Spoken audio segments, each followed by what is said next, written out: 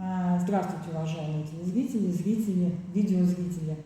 Меня зовут Наталья Слобожанинова, я главный консультант эстонской сети людей, живущих с ВИЧ, и при поддержке Таллинской Голубрава мы продолжаем блог интервью в проекте «Психосоциальная поддержка членов семьи группы риска». Напомню еще раз о том, что жители Таллина, члены семей Таллина могут участвовать в этом проекте совершенно бесплатно, очно, при содействии психолога, равного консультанта, если необходимо, социального работника. Поэтому, если у вас есть необходимость, вы чувствуете потребность в помощи со стороны, вы можете обращаться или ко мне, или к любому работнику нашей организации, и вас перенаправят, запишут, примут и помогут. Сегодня у меня в гостях Анна Воробьева. Анна работает в социальном министерстве, но о своей должности она расскажет подробнее. У нас сегодня очень интересная тема. Я считаю, что это очень такая интересная услуга о примирении. Анна, здравствуйте, я очень рада, что вы к нам в гости приехали, и спасибо, что отозвались. Передаю вам слово, представьтесь, пожалуйста, и расскажите коротко о том, о чем мы сегодня будем говорить. Здравствуйте, Наталья, мне тоже очень приятно. Меня зовут Анна Воробьева, я работаю в департаменте социального страхования, вы правильно заметили, это находится под Министерством социальных дел. Я занимаюсь координацией семейной медиации в Эстонии. Что такое семейная медиация? Вы, наверное, хотите это знать? Да. Для кого она нужна? Она нужна всем родителям, которые расстались или собираются расстаться. И для чего это нужно? Это нужно для того, чтобы родителям смочь договориться о том, как они будут воспитывать их совместных детей. То есть это момент развода, расставания, да. Когда есть дети. Да, очень часто бывает так, что когда пара расстается, случаются какие-то конфликты, какие-то недопонимания, эмоции очень бурные, и часто родители оставляют интересы ребенка на заднем плане. Они часто думают о своих личных обидах, о каких-то недосказанных вещах и начинают использовать ребенка как средство манипуляции таким родителям. Для того, чтобы получить либо какое-то внимание, либо выставить свои требования. Я не дам тебе видеться с ребенком, пока ты не заплатишь алименты. Да, вот это вот очень часто случается, к сожалению. И к большой радости с 1 сентября этого года в Эстонии будет работать государственная услуга семейной медиации. Это предполагает под собой бесплатную услугу для всех родителей, которые этого хотят. То есть эту услугу могут получить все родители в Эстонии, в принципе, на 3 языках: эстонском, русском и английском. И я бы сказала, что в больших городах она доступна. Аня, правильно я понимаю, значит, любая семья, находящаяся даже не в браке, а при расставании, у которых есть дети, которые не могут договориться, скажем так, мирным путем, например, даже просто мама, может обратиться в местное самоуправление. Да, в том числе местное самоуправление. Или на сайт там куда-то, где-то найти контакты, прийти и бесплатно получить услугу вот этого семейного примирителя. Совершенно верно. Родители не должны быть расписаны, это может быть неофициальный брак, это может быть просто... Самое главное, что у этих двух родителей есть совместные дети, которые не достигли 18-летнего возраста. То есть по закону, которые являются еще детьми в Эстонии и проживают в Эстонии. Скажи, пожалуйста, на «ты» можно. Скажи, пожалуйста, что такое, почему медиация? Что значит медиация? Медиация – это такой процесс, то есть она существовала уже давно, и она вообще известна с древних времен, когда люди не могли договориться между собой. Они часто призывали на помощь кого-то третьего. То есть это посредник, у кого есть нейтральный взгляд на ситуацию. То есть он не заинтересован ни в одной, ни в другой стороне. Его задача – помочь этим двум людям договориться между собой. И семейная медиация, вот это вот такой, как сказать, узкая часть из всей медиации, со своей основной задачей ставит помощь двум родителям договориться в интересах ребенка. Потому что, как я уже сказала, очень часто интересы ребенка уходят на второй план. То есть родители заняты своим обиженным либо эго, либо какими-то своими сложностями в их личной жизни, может быть, психологические проблемы, то есть у всех может быть это разное. И они забывают о том, что у ребенка есть свои потребности. У него есть потребность в любви, потребность во внимании каждого из родителей. У ребенка есть право общаться с каждым из родителей. А у родителей есть обязанность общаться с ребенком. И очень часто, как я говорила, что потребности уходят на второй план. А для ребенка, несмотря на то, что вот эти вот мужчины и женщины разошлись, для него они всегда останутся родителями. И это очень важно понимать и помнить при расставании, что в системе ребенка родители для него самые главные люди. И, возможно, по мнению папы, мама как-то там себя не очень хорошо ведет, да, она какая-то не такая, или наоборот, да, по мнению мамы, папа не тот, кого бы она хотела видеть в роли его отца, но других родителей у этого ребенка нет. И он любит этих своих родителей одинаково, поэтому очень важно, когда взрослые расстаются, они должны взять на себя ответственность за то,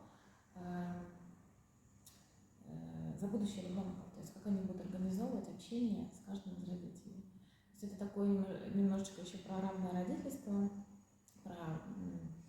равное родительство, когда оба родителя очень важны в жизни ребенка, и необходимо дать каждому возможность участвовать в этой жизни. И когда люди приходят к семейному медиатору, они могут договориться. У медиатора, который является нейтральным, беспристрастным, который, имея опыт, имея навыки и определенные знания в этой сфере, он помогает им двоим услышать друг друга. И, возможно, если родители захотят, положить эти договоренности на бумагу. То есть заключение договора, это между родителями договоренности, это одно из таких бонусов, что ли, семейной медиации, когда это просто не остается на словах, когда родители могут это все прописать. Допустим, где будет жить ребенок, с кем, в какую школу он будет ходить, в какие кружки будет посещать, кто будет в эти кружки его отвозить, что будет, если ребенок заболеет, кто за ним будет ухаживать, какие вопросы, допустим, денежные, кто будет за что платить из родителей, будут ли платиться алименты или не будут, в каком размере, где будет проходить отпуск у ребенка, то есть лагеря, как будет происходить общение с другими родственниками. Это тоже все те вопросы, о которых можно договориться у медиатора. Скажи, пожалуйста, правильно я понимаю, что это досудебное такое? Да. То есть, чтобы не доводить дело до суда, абсолютно верно. то есть вот эти вот обычные суды по алиментам, необычные частные. То есть тут можно все прописать, это и будет иметь законную силу? Да, с 1 сентября договоренности, заключенные у семейного медиатора по вопросу порядка общения с эскорт, да, на испанском, и алиментов, они будут иметь силу к исполнению.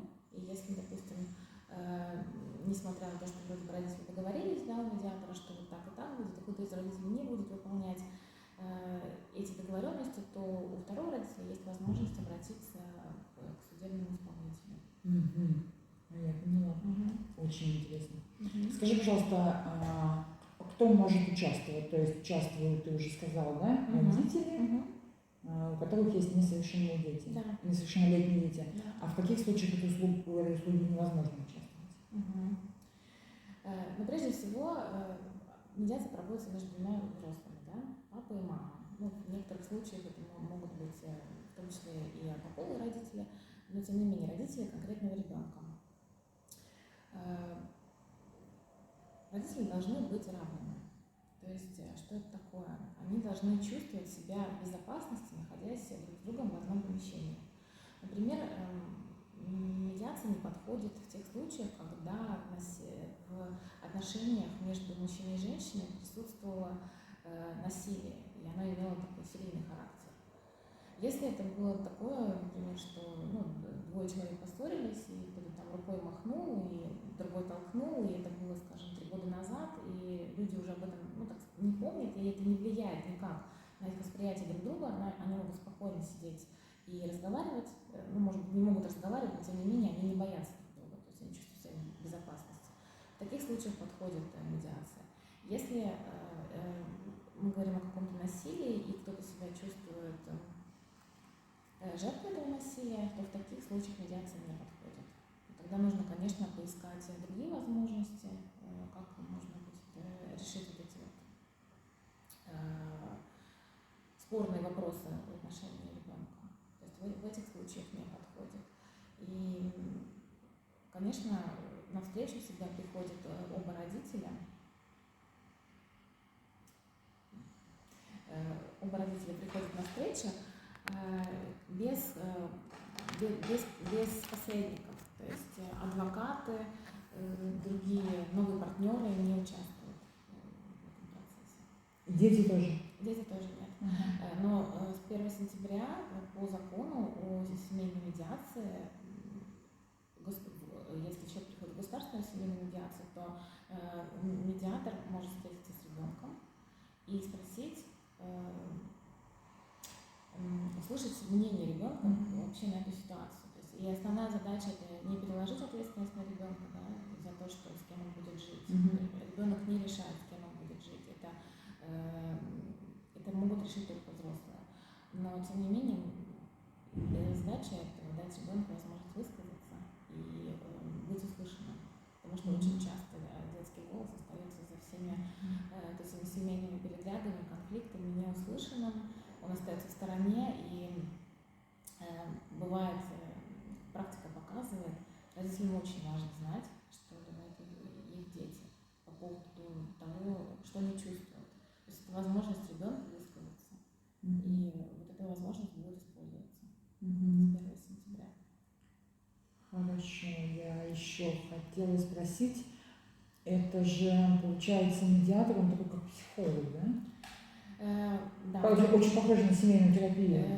Да, в медиации очень много из психологии, конечно же, это знание психологии людей, это много некоторые, я бы так сказала, приемы работы медиатора, они взяты из семейной терапии, из психологии. Но в основном медиаторы, которых обучил департамент социального страхования, они имеют высшее образование в сфере либо юриспруденции, либо социальной работы, в том числе есть и психологи, есть и те, кто даже не связан с этими сферами. Это такое, это наука, которая междисциплинарная, то есть здесь нужно иметь разные знания с разных областей. И как получить эту услугу? Для этого нужно обратиться в департамент социального страхования socialkimustanet.ee. Есть такой сайт, все ссылки вы найдете под этим видео. Нужно будет позвонить координатору любому из 5, у нас 5 человек по Эстонии. Я говорю на русском языке, и на эстонском в том числе. И для того, чтобы попасть на услугу, необходимо согласие обоих родителей. То есть важно отметить, что эта услуга добровольная. Нельзя принудить человека договариваться. Мы всегда с родителями разговариваем, объясняем те плюсы, которые они могут получить в результате вот этих договоренностей. Но практика показывает, что даже те скептики, которые сначала вроде бы соглашались и приходили в процесс медиации, со временем стали понимать, что действительно можно договориться, можно прописать какие-то моменты. И вот эти прописанные договоренности, например, такие, что там 3 недели ребенок живет с мамой, а на 4-й живет с папой. И когда люди это прописывают, им становится безопаснее и проще. То есть это какие-то определенные границы, это как маячки в жизни. Люди расставляют, и им проще уже между вот этими маяками двигаться. Им проще Это какая-то общаться такая становится. стабильность. Да, да, это стабильность, некоторая безопасность. То есть мы договорились, вот в такой-то день мы ребенка передаем друг другу, в такой-то день я получаю его обратно и так далее. То есть тут круг вопросов, как я уже говорила, очень широкий, о котором можно договориться. И можно прописать достаточно подробно, это может быть кому-то нужно очень подробно, кому-то нужны просто общие такие вот, договоренности, что, допустим, ребенок живет с папой, или ребенок живет с мамой.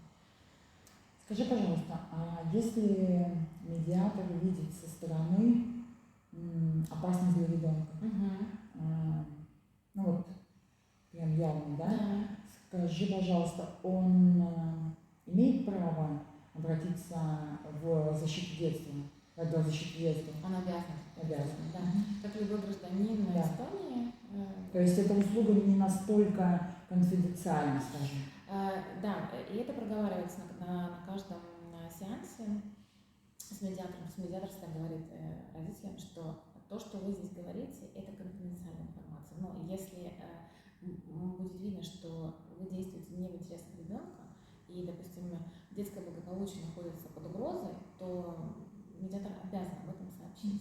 То есть он может сообщить об этом чиновнику по защите детства, то есть не называя всех остальных деталей, а сказать о том, что у него есть подозрение о том, что, допустим, в этой семье детские права каким-то образом ущемляются. И такой вопрос еще по поводу суда. Может ли медиатор представлять интересы родителей в суде, например, если доходит нет, да? Медиатор является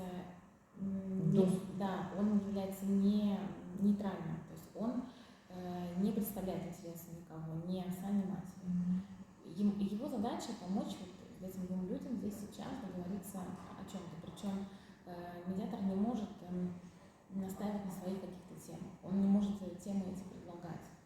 То есть он, используя, опять же, определенные техники рабочие, он может показать родителям, что, допустим, вот эти темы у них существуют, то есть эти темы можно выложить на стол, но то, с какой темой будет работать, будет проводиться работа непосредственно на каждой сессии, это будет зависеть от потребностей вот этих двух родителей.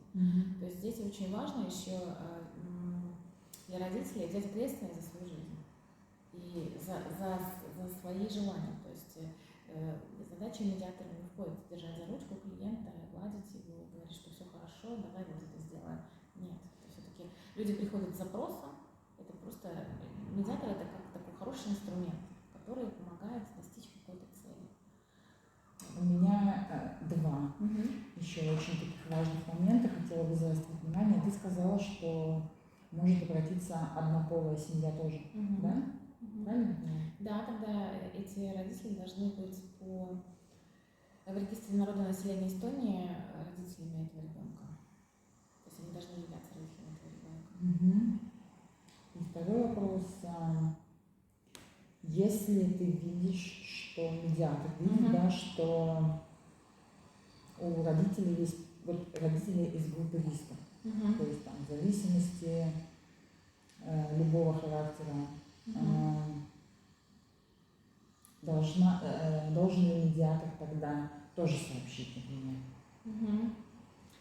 Ну, это такой сложный вопрос, да? Сама по себе зависимость, она не является преткновением к получению какой услуги медиации.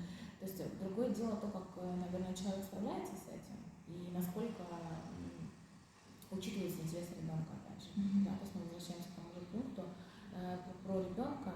Если здоровье ребенка находится и благополучие под угрозой, то, конечно, задача медиатора входит сообщение. Если родители, так сказать, занимаются своей жизнью, да, об этом тоже можно поговорить в рамках медиации, и то тогда все в порядке, что проблем не должно быть. В медиации важно это мотивированность родителя быть, участвовать и искать вот эти точки соприкосновения с другими родителями. А как выглядит процесс медиации? Процесс выглядит таким образом, что когда оба родителя изъявляют желание, то есть можно сделать в письменной форме, один из родителей может просто написать письмо нам, опять же, адрес и все контакты я оставлю.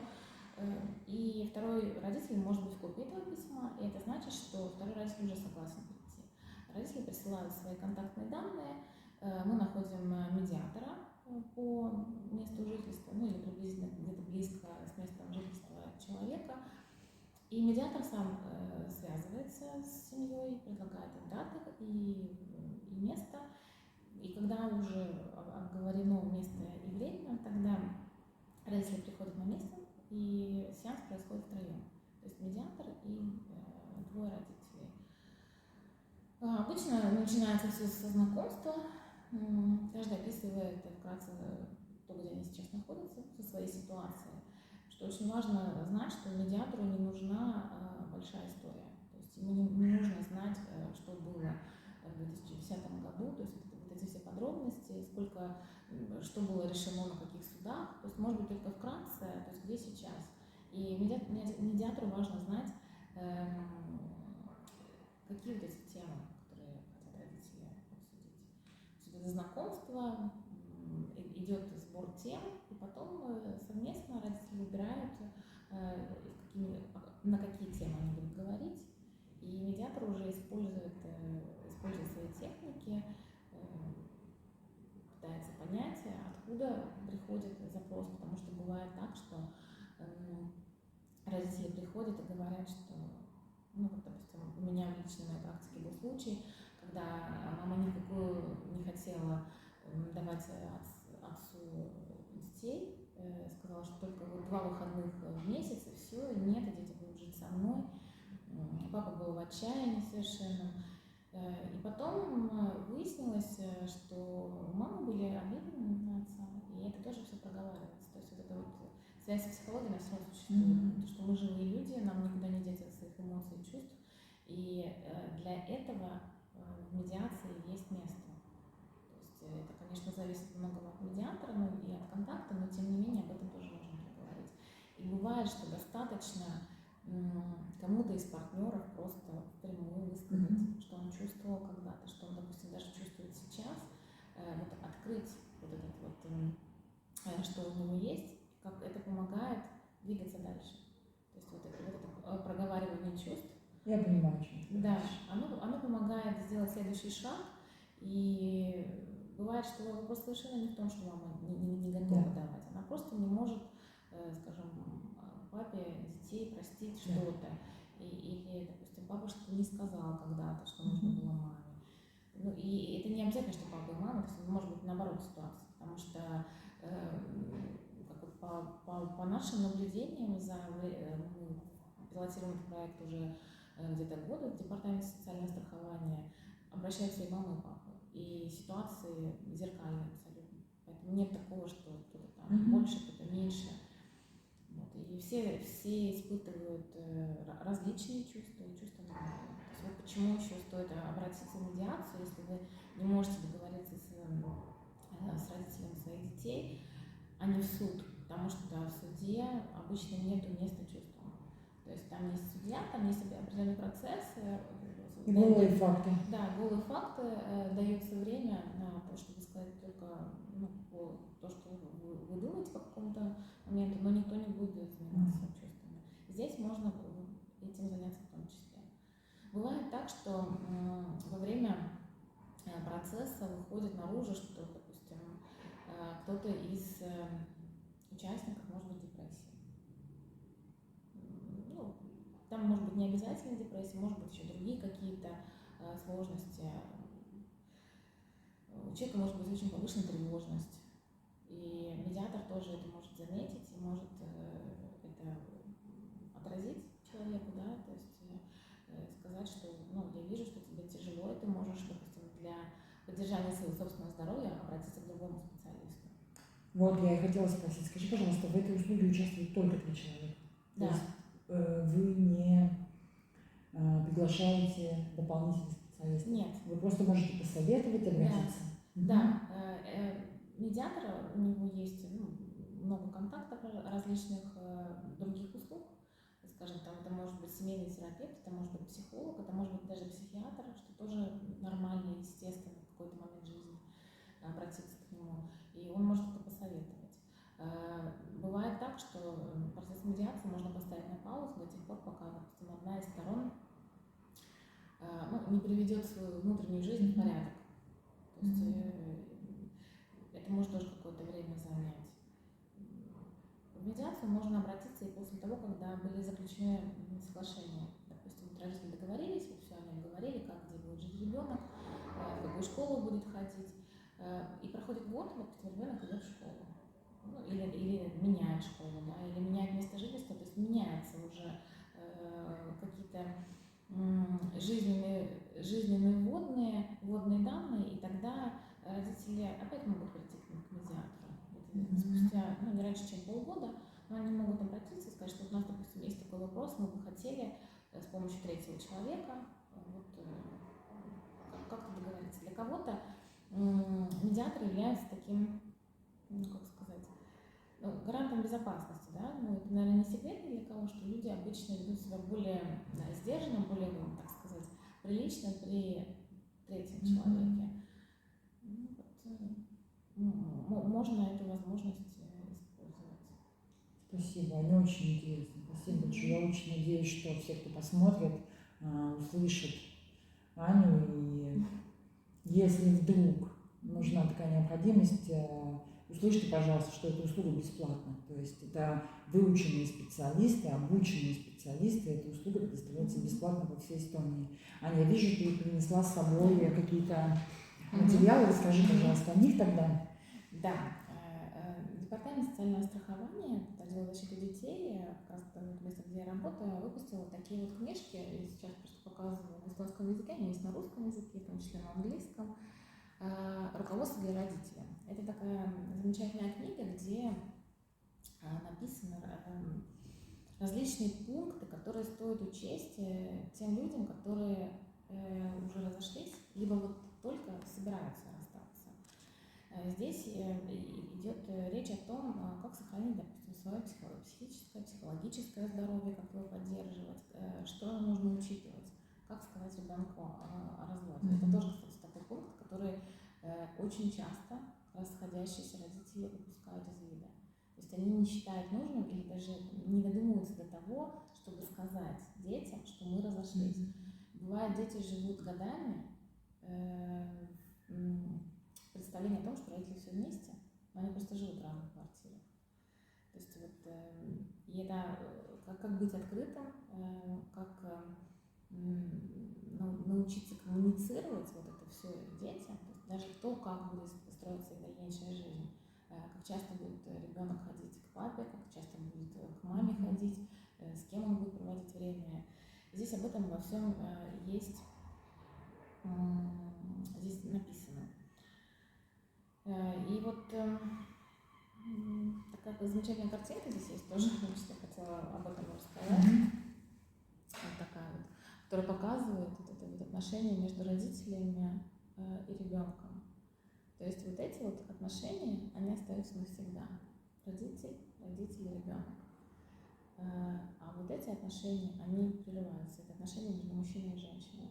Но вот этот треугольник, он останется всегда. И для ребенка в его системе родители всегда будут существовать. И, конечно, очень важно помнить вообще, для чего приходить в эту медиацию, для чего договариваться. Основной задачей всего этого является то, что сохранить душевное здоровье ребенка и дать возможность ребенку жить спокойно, счастливо в его детстве, не переживать за родителей, не брать излишнюю ответственность за родителей, потому что это очень часто. Чувство вины. Чувство вины. Дети чувствуют виноватым себя за то, что родители разошлись. И это невозможно объяснить, но так есть. Это множественные исследования это доказывают. Вот. И чтобы оградить ребенка от этого всего, лучше сразу договориться, как все это будет, и жить спокойно, и дать возможность ребенку действительно быть счастливым и здоровым.